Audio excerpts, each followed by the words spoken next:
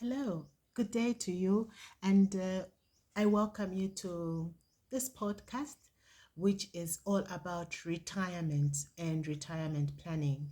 To begin with this day, we are going to be looking at the biblical aspect of what retirement is all about.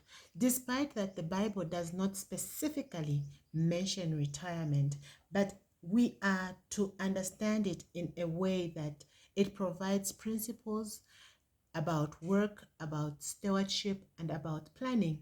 And it also provides principles on rest. And these can serve as a guide. And here today, that is what we are going to do. We are going to look at what the biblical principles surrounding retirement is all about. Well, I want to start this podcast this day as we go through a series of retirement planning to just give a glimpse of what the Bible says, because I will not run away from the fact that I am a Christian, a Seventh-day Adventist. And despite that, I will be talking to the world, and many of you need to know where all this is coming from. The fact that we are meant to be co-laborers in the vineyard of God, I believe that at the end of it, we are supposed to be the heads and not the tails, as the Bible clearly states it. So, not to take much of your time, I want to be very clear, and that even as we go through the sessions of retirement planning, I want us to build it from the foundation of biblical principles. I know it is not for everyone, but even though you do not believe in the Bible, even though you don't believe in God, it shall still help you, because at the end of the day, you shall also retire. So do not relent or either stay back just because you've heard that it is from the Bible. I know even the atheists, even the Hindus, even the Islams, they all teach about retirement planning. But I want to clearly state that I am going to base my lessons and everything based on the Bible. So, work is a long life or a lifelong calling, but rest is also important. So, while the Bible encourages us to do work diligently and everything, it also acknowledges the seasons of rest. So when you read Ecclesiastes 3 verse 1, by the way, I'll be looking down and looking forward just to check what my laptop has as well as what the Bible says. So do not think that probably I'm trying to misguide you, but I'm trying to pick exactly what the Bible says. So when you read Ecclesiastes chapter 3 and verse 1, it says there is a time for everything and a season for every activity under the heavens. So, what does that tell us about retirement planning? Secondly, before I go on and comment on these two verses, I want to read Numbers chapter 8, verse 26 to verse 23 to 26, which says, God instructed the Levites to retire from regular service at the age of 50, but they could also assist others. This suggests a transition rather than complete inactivity. Most people like to say when they retire, they pack up everything. But that should not be the case. It should actually be very clear that it is a transition from one kind of work into another, because you are no longer as energetic and as strong as you used to be, meaning that you can invest in helping others. So the lesson behind these two verses is that retirement is not all about stopping all activity, but shifting into a new season of purpose. And because you are older, you also share wisdom and you also contribute in society in different ways. So, work is a lifelong calling, but rest is also as important. Okay, so it brings us to the second point, which says plant and save wisely for the future. Okay, so the Bible encourages wise financial planning, which includes preparing for the later days. And in doing so, Proverbs chapter 6, verse 6 to 8, it says, Go to the ant. Go to the ant, you sluggard. Consider its ways and be wise. It has no commander, it has no overseer or a ruler, yet it stores its provisions in summer and gathers its food at the harvest. The second verse, which is Proverbs chapter 21, verse 20, it says, "The wise store up choice food and olive oil, but fools gulp theirs down." So, just as ants prepare for winter, and the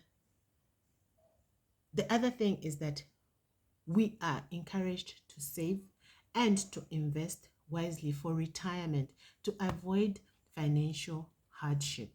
Okay, so when we plan, there are a lot of things that happen. Living in this part of the world, a third world country, it is prevalent that resources are never enough. You work, the salaries are not enough. You have a business, income that is coming through the business is not enough. So, in a world where nothing is enough, you have to plan to save. And so, just as the ant prepares for winter, we should also save and invest wisely for retirement to avoid financial hardship.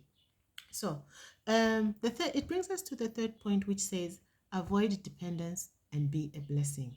So, the Bible encourages us to be financially independent as well as generous.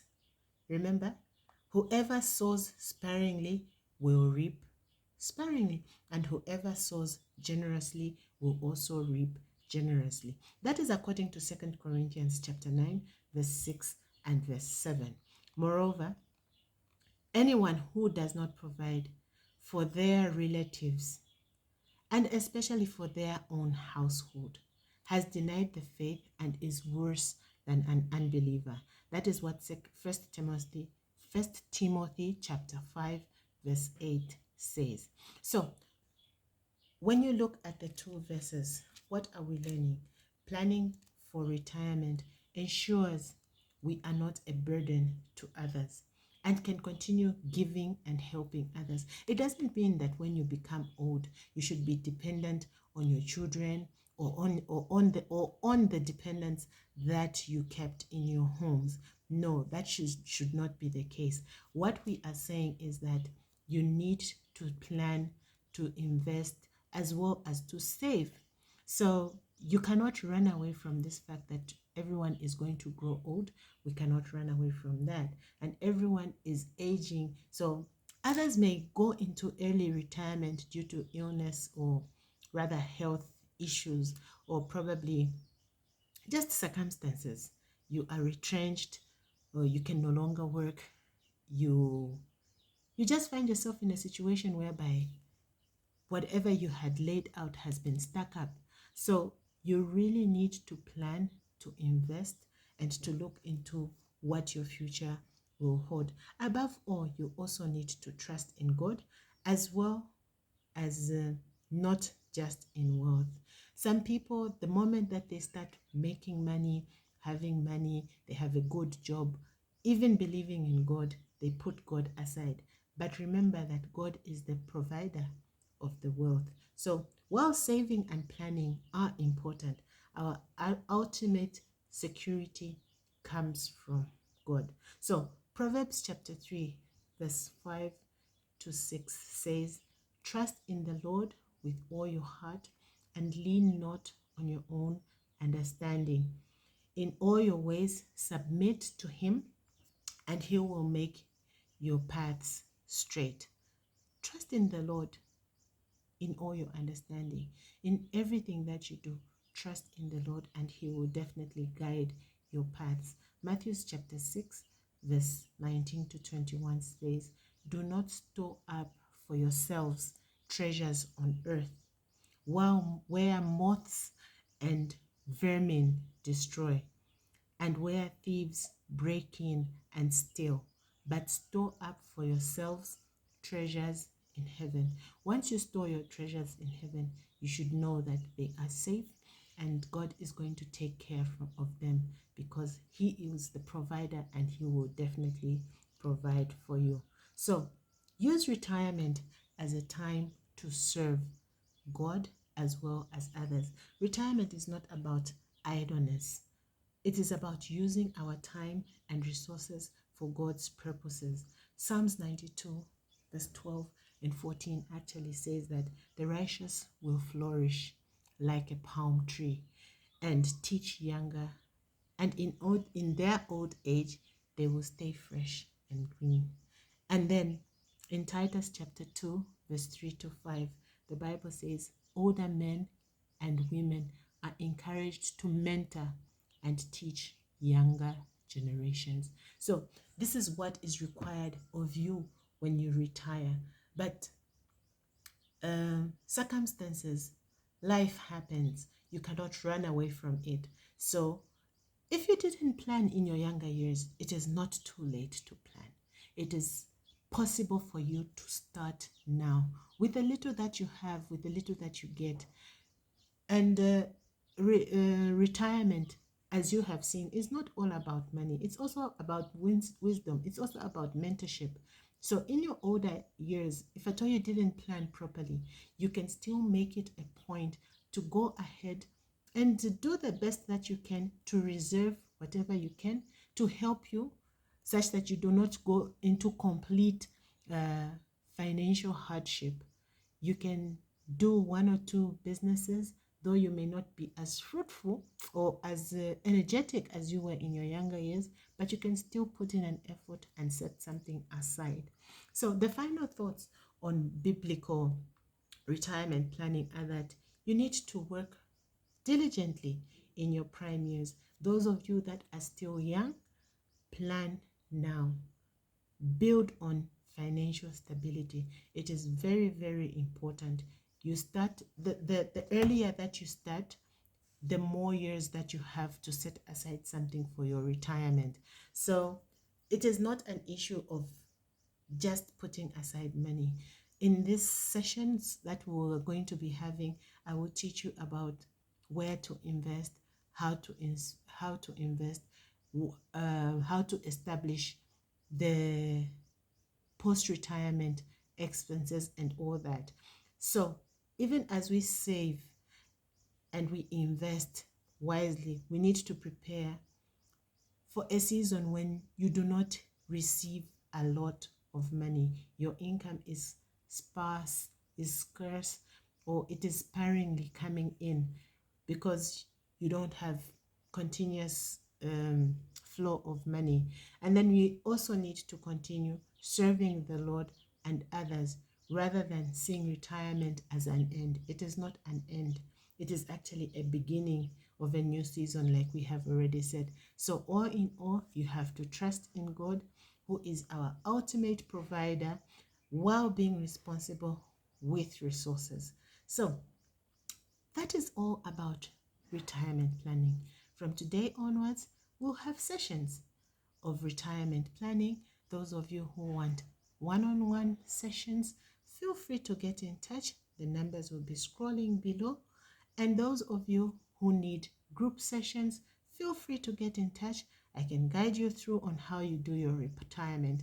This is not an end. Retirement is not an end. It is just a change of activity. And so make yourself useful as you go towards your retirement years. Thank you, and you have been a very good audience. May God bless you, and do not forget to subscribe to my channel. As we go on, you shall be getting to know more resources that will be available to you. God bless, and remember, retirement is not an end.